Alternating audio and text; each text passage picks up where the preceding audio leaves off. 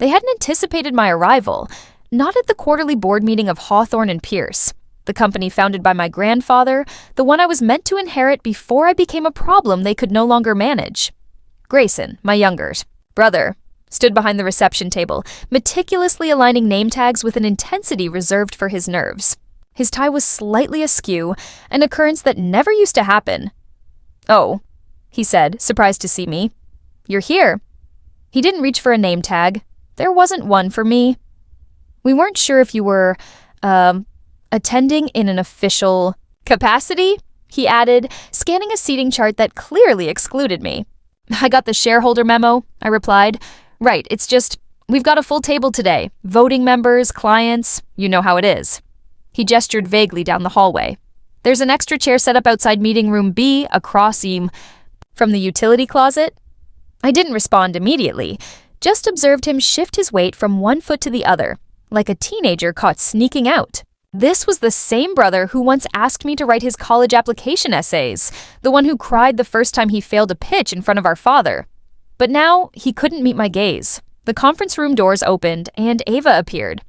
My brother's wife, and now, somehow, the vice president of external strategy. Her voice was airy, warm in a way that felt overly rehearsed.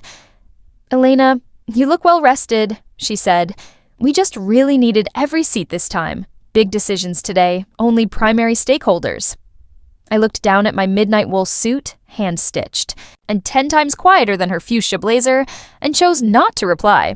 She was already gone, so I walked past the receptionist, who used to bring me coffee without being asked, past the award wall where my name used to be engraved, and sat in the corner chair next to a closet door still taped with a "Do Not Use" sign. No nameplate, no eye contact. Through the wall, I could hear coffee being poured, voices rising, the start of another meeting I was never supposed to be part of again. They didn't know what was in the briefcase I carried, and I couldn't help but wonder, when did I stop being someone they expected? 5 years ago, I used to stand where Ava stood now, beside the head of the table, pointer in hand, voice steady, deadlines memorized. They used to call me the closer, not because I was the loudest, but because I always showed up with the solution no one else could see. I knew the company's rhythms by heart, what vendors padded invoices, which suppliers delivered late, which employees needed another chance instead of another warning. I cleaned up messes, smoothed over cracks, and protected our name from scandals, sometimes even from the family itself. I was good at it. Too good, until I stumbled upon something I wasn't supposed to fix. It started with a simple compliance report, misfiled, then a payment made to a subcontractor who didn't exist. Then another. I pulled at a loose thread and uncovered a pattern, a chain of fraudulent accounts feeding money into shell corporations, environmental violations masked by fake reports, and under-the-table deals with overseas factories paying less than minimum wage. When I brought the documents to my father, expecting maybe shock or concern, he laughed, a full dismissive laugh, glass in hand. "You want to throw away everything your grandfather built because of a few accounting tricks? Come on, Elena, this is business, not Sunday school." I remember standing there in his office, the windows behind him open to the skyline, his cufflinks catching the morning light. I waited for someone else to speak, my Uncle Jared, our general counsel and family friend, to say something. He didn't. He looked at me the way people look at a ticking clock they don't want to hear anymore. "You've always had strong ideals," he said finally, "but this is bigger than you." That night, I packed my office into 2 boxes. No one stopped me. No one followed me out. 2 weeks later, my voting shares I'd inherited from my mother, were reassigned to a third-party strategic advisor named Tully & Co. I traced it back, paperwork routed through Jared's office, his signature at the bottom of the authorization. He was the first to quietly sign me out of the room. He still sent birthday cards that year. One had a quote on the front. "Sometimes walking away is the strongest thing you can do." It arrived 3 days late and unsigned. So, I walked away. Not from the fight, only from the noise.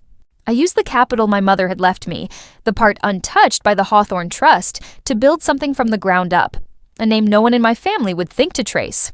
Rose Lake Holdings. Her middle name was Rose. Back in the corner chair, I refreshed the meeting agenda on my tablet. Nothing had changed. Ava was scheduled to lead the first half. Strategic partnerships, upcoming mergers, a tentative proposal from Langford Group she didn't know Langford had already agreed to. terms with me. The name Rose Lake didn't appear anywhere on her slides, but it didn't have to. Rose Lake operated through layers: Crescent Foreman Capital, Waverly Equity, all tidy, all compliant, all deliberately invisible. What they didn't know was that for the past 3 years, while they expanded fast and cheap, I'd been buying small and slow. 10,000 shares here, a silent partnership there, just enough to stay off the radar, just enough to count when the moment was right. And now Rose Lake, or rather I, owned just over 52% of Hawthorne and Pierce. But they didn't even remember my name. The first time I realized I'd been erased wasn't during a shareholder call or a board vote I was no longer copied on. It was smaller than that. A few months after I left, I opened the family group chat. AAV, chat we'd used for birthdays, flight arrivals, and dinner photos, and found that I was no longer in it. No warning, no message, no silence with wait. Just gone. I didn't say anything at the time. I just stared at the chat icon, now down to 4 members instead of 5. I didn't have to guess who'd removed me. Ava had texted me once a year before, crying in a parked car outside the fertility clinic. Her insurance didn't cover the last round. She and Grayson had maxed out every card, she said. She didn't know who else to ask. I wired her $50,000 that same afternoon. No questions, no reply. I didn't tell anyone. I didn't ask for it back. She got pregnant 3 months later and posted the announcement with a caption that began, "After a long journey, our miracle, baby is finally on the way." She never tagged me. The person who owed me the most was the first to delete me. Now Ava sat at the head of the boardroom table, flipping through slides about ethical alignment and modern leadership. The irony was exquisite. I tapped once on my phone screen. A message popped up from my assistant. "Langford Rep is on site, briefed and ready, waiting for your signal." I didn't respond yet. The broom closet beside me hummed faintly with the sound of old pipes. I could wait. After all, I'd waited 5 years. I didn't announce myself. I didn't walk into the boardroom or demand a seat at the table. That would have been too loud, too much like them. Instead, I stayed exactly where they put me, beside the utility closet, half a hallway away, behind a wall thin enough to hear everything but not thick enough to matter. I opened my laptop and watched the meeting unfold through a private stream piped in by the building's AV contractor, one of several vendors Rose Lake had quietly acquired 6 months ago. Ava's voice came through the earbuds, smooth, practiced, cheerful. "We thrilled to welcome representatives from Langford Group. Their values align beautifully with ours: responsibility, innovation, longevity." She smiled toward someone I couldn't yet see, her tone bordering on flirtation. I imagined she thought this was her moment. I imagined she thought she'd earned it. But there was no Langford. Only a hired spokesperson. Only a decoy. Only the start of what was to come. I shifted, slightly in the chair. It creaked beneath me, cheap plastic on cheap tile. A janitor's stool, not a stakeholder seat. Across from me, the closet door hung half open, a mop handle sticking out at an awkward angle like a flag at half-mast. That was the image that stayed with me. Not the conference table, not the pastries plated in silver, but a single chair, unlabeled, unclaimed, too far to matter, too close to ignore. A reminder that I wasn't just out of the picture. I'd been erased. Quietly, efficiently, like redlining a name from a will. The first year I tried to keep up, I'd log into the company's online portal, read the press releases, track the leadership shifts. Then one day, the login stopped working. No warning, no explanation, no one noticed. The real disappearing doesn't happen when you walk away. It happens when no one comes looking. I sent a single message to my assistant. "Let him speak then. Pause." Across the glass, I watched the Langford rep rise to his feet. I closed my laptop slowly, quietly, and waited for the room to catch up to me. From the other side of the wall, I heard the scrape of chairs, a polite cough, the slight clatter of a glass being set down. Then a voice I recognized, confident, polished, paid for. "Thank you, Mrs. Hawthorne. I appreciate the introduction, but I should clarify something before we continue." The room fell silent. Ava hesitated. "Of course. Go ahead. I'm not here to discuss the proposal you've prepared. I'm here on behalf of Rose Lake Holdings at the request of their CEO." Another pause. I pictured her blinking, tilting her head, rehearsing 10 responses at once. "I'm sorry, there must be some confusion. This meeting was arranged directly with Langford Group. Yes, he said calmly. Langford is one of several Rose Lake affiliates. This invitation was extended to ensure representation from the controlling interest in Hawthorne and Pierce. And just like that, it began, the unraveling inside the room. Voices rose, confusion, denial, chairs scraped again. Grayson spoke next. I could hear the panic creeping into his tone. That can't be right. No one owns that many shares. We would have known. I stood up, smoothed my jacket, picked up my briefcase, and opened the door. The light hit me differently in that room. Brighter, somehow colder. Every head turned. Grayson's mouth opened, but nothing came out. Ava dropped her pen. My father, sitting at the far end of the table, stared at me like he was looking at someone he'd only seen in photographs. "Good morning," I said, my voice even. "Perhaps we should restart the meeting." No one spoke.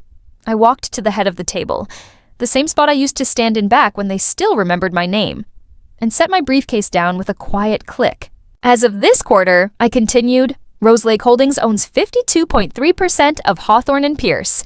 We also hold controlling interests in your top 3 vendors, the building you're sitting in, and 2 of your primary lines of credit." I didn't raise my voice. I didn't need to. "You built a house of glass and kept throwing stones, thinking no one would notice the cracks." My father leaned forward. "Elena, what is this?" "This," I said, "is the part where you stop pretending I disappeared." Grayson spoke again, this time sharper. "You can't just come back and take over. There are rules. There are procedures."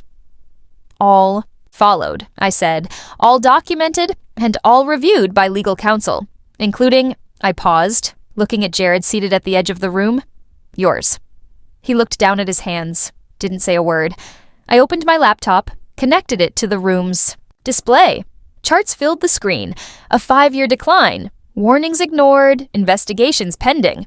Then came the headline, "Rose Lake acquires majority stake in Hawthorne and Pierce." Ava stood up, or tried to. Her knees buckled slightly. My father finally spoke, his voice low. "You planned this?"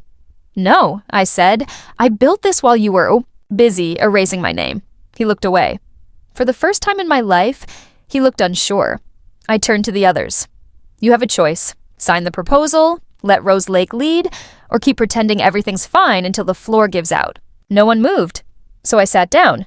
The chair at the head of the table didn't feel foreign anymore. It felt earned. The silence after I sat stretched longer than anyone expected. Grayson kept glancing between his phone and the projector, as if one would rewrite the other. Ava pressed her lips into a thin line, the kind she wore when someone spilled champagne on her carpet. Jared rubbed his forehead, suddenly very interested in the edge of the table. My father leaned back, his fingers steepled under his chin. "We can work with this," he said finally. "Rose Lake has capital, we have history, there's no reason we can't align." Ava nodded quickly. "Yes, exactly. This doesn't have to be adversarial. Maybe this is a new beginning." She tried a smile, one of the performative ones that didn't reach her eyes. I didn't respond. "Elena," she added, softer now, "we've always thought of you as family." "We still do." I looked at her, at the rings she wore, our grandmother's, passed down to her without ceremony, at the seat she occupied, mine, before anyone dared say it aloud, at the words she chose, family. Funny how often that word gets used when people need something. I flipped through the pages in front of me, contracts, restructuring plans, a pathway toward compliance, profitability, and stability. No one asked me what it cost to get there. No one asked why I left, just how I'd returned. Jared finally spoke. "We could keep this quiet, frame it as a strategic merger, avoid spooking investors, avoid accountability." "You mean," I said without raising my voice. He winced. "That's not what It's exactly what you meant." He sat back. Ava reached out, her fingertips just brushing the edge of the folder between us. "I know things got messy, but maybe we can move forward together." "No," I said. "You want the appearance of unity, not the truth. The truth is none of you apologized. Not once. Not for the lies, not for the deletion, not for making silence the only way I was allowed to exist." Grayson finally spoke. "Can't we just put it all behind us?" "You already did," I replied. That was the problem. No one argued after that. Not because they agreed, but because they didn't know how to refute something that had already happened. I laid the final document flat on the table. The proposal Rose Lake had spent 18 months crafting. Capital infusion, leadership restructuring, compliance overhaul. No firings, no public fallout, just the end of their way of doing things. My father picked it up and read the first page slowly, his mouth a thin line. The same man who used to sign deals in under 10 seconds was now taking his time, stalling without looking like he was stalling. "You'd really go through with this?" he asked quietly. "Take control of your own family." I didn't answer right. Away. I let the question hang in the space between us. Then I spoke, not to wound, but because anything less than truth would feel dishonest. "I gave this family every chance to do better.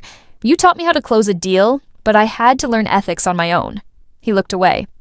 Almost a whisper from the person you erased the moment she died. His fingers tightened around the paper. He didn't ask which person I meant. He already knew.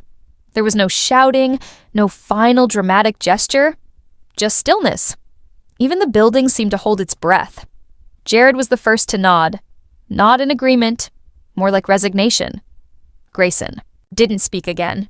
Ava sat perfectly still, her hands folded in her lap like a student waiting for the test to be collected. I looked at all of them. "I was always in the room," I said quietly. "You just saw more clearly when I wasn't." That was the only thing left to say, and not one of them said otherwise. 1 year later, I stood in my office on the 42nd floor of the Rose Lake building, overlooking the city that once made me feel too small to matter. Below me, across 2 intersections in a narrow strip of skyline, sat the original Hawthorne and Pierce headquarters. The glass still shimmered, the windows still reflected the sky like they always had. But the name had changed on the stone facade. Beneath the old SEF logo, a new plaque gleamed in brushed silver. A Rose Lake Company, certified ethical enterprise. I didn't go back often. I didn't need to. The numbers told the story now. Compliance meant lawsuits settled, salaries adjusted, new leadership had taken root. Some had stayed, others had quietly stepped aside. Ava had requested a position. In sustainability, Grayson had taken a sabbatical he never returned from. My father had become a consultant, 3 days a month, no vote. He sent his reports in early every time, and in the lobby of that building, on the far wall behind glass, stood the chair, the exact one they'd placed outside the conference room a year ago. Same scuffed legs, same cracked plastic seat, mounted on a platform like a relic. No plaque, no explanation. They hadn't put it there for me. I never asked, but they hadn't dared throw it out either. It just remained. Visitors asked about it sometimes. Most got vague answers. I never gave one. Behind me, my assistant tapped gently on the door. "They're ready for you in the review room." "Who's on the call?" "Jared, compliance team, and your father." I nodded, took one last look at the window, and walked away. Some things don't need closure, just distance. And if someone ever asks about what happened in that building, why a chair sits behind glass, untouched, I'll let them decide what story to tell. But I know mine. If they once sat you next to the broom closet, would you sit down? As I walked away from the window, a sense of finality enveloped me. The reflection of the city below mirrored the journey I had taken, one of struggle, resilience, and ultimately triumph. Each step I took toward the review room felt heavier than the last, not from regret, but from the weight of the past that lingered just beneath the surface. Entering the review room, I was greeted by the usual suspects: Jared, the compliance team, and my father. Their expressions ranged from calculated neutrality to barely concealed apprehension. I took my seat, the familiar feeling of authority settling over me like a well-fitted coat. "Let's get started," I said, projecting confidence, even as I felt the weight of their gazes. I opened my laptop and prepared to present the latest updates on compliance measures and operational adjustments at Hawthorne and Pierce, now under the Rose Lake umbrella. As I spoke, I could see Jared scribbling notes, his brow furrowing slightly, as I detailed the progress we had made in rectifying the past errors. The meeting unfolded like a well-rehearsed play, each of us playing our roles, but the script had flipped dramatically since I had last sat at this table. I was no longer the one trying to uncover the truth. I was the one delivering it. Halfway through the presentation, I paused, allowing the weight of my words to settle. "It's important," I said, "that we acknowledge the past and learn from it. This isn't just about compliance. It's about integrity and trust, two things that were sorely lacking before." Jared shifted in his seat, his expression hardening. "We all know that, Elena, but there are still shareholders to consider, and we need to maintain a certain image," i.e., met his gaze, unflinching. "An image built on deception is not sustainable. We have an opportunity to rebuild that trust and lead by example. If we don't take this seriously, we risk everything." Again. My father, who had been silent until now, leaned forward. "You believe we can change the narrative, don't you?" "Absolutely," I replied, "but it requires all of us to commit to transparency and accountability. It's not just about numbers on a page, it's about the people who rely on us, employees, stakeholders, and the communities we serve." The room fell silent, and for a moment, I could almost hear the gears turning in their minds. They had been so used to operating in the shadows, pretending that everything was fine, that the truth had become an uncomfortable stranger. But I was determined to drag it into the light. As I wrapped up the meeting, I felt a surge of hope. It was a small victory, but a significant one. We were beginning to shift the culture at Hawthorne and Pierce, and I was at the forefront of that change. After the meeting, I lingered in the review room, looking out the window at the city skyline. This was my city now, not just the place, where I had once felt small and out of place, but the city where I had reclaimed my power and purpose. A knock at the door broke my reverie. It was Jared, standing at the threshold with a tentative expression. "Can we talk?" I nodded, motioning for him to enter. He stepped inside, closing the door behind him. "I wanted to apologize," he said, his voice low, "for everything that happened. I never thought it would come to this." I studied him, searching for sincerity. "You erased my name, Jared. You allowed it to happen without a second thought." "I know," he admitted, rubbing the back of his neck. "I wish I could take it back. We were all caught up in trying to protect the company, protect the family legacy. At what cost?" I challenged. "You sacrificed trust for the sake of appearances." He sighed, the weight of regret evident in his demeanor. "I get that now. I see the mess we made, but we can fix this, together." I considered his words. There was a glimmer of hope in what he said, but I knew it would take more than just words to rebuild what had been lost. "It has to be more than just talk, Jared. Actions speak louder, and I need to see that commitment from you." He nodded, determination flickering in his eyes. "I promise. I'll do whatever it takes to make it right." With that, I felt a shift in our dynamic. For the first time, it seemed we were aligned in a common purpose. We could forge a new path forward, one built on honesty and integrity. As we left the review room, I felt a renewed sense of purpose. The journey ahead would not be easy, but I was ready to face it head on. After all, I had already reclaimed my place in this world. Now, it was time to ensure that everyone else followed suit. And perhaps, just perhaps, we could become the company my grandfather had envisioned, one that upheld the values of ethics and accountability, not just for the sake of appearances, but as a true commitment to our stakeholders and the community. As we walked down the hallway, my mind raced with possibilities. The past had shaped me, but it would not define my future. I had the power to make a difference, and I intended to use it. In that moment, I knew this was only the beginning.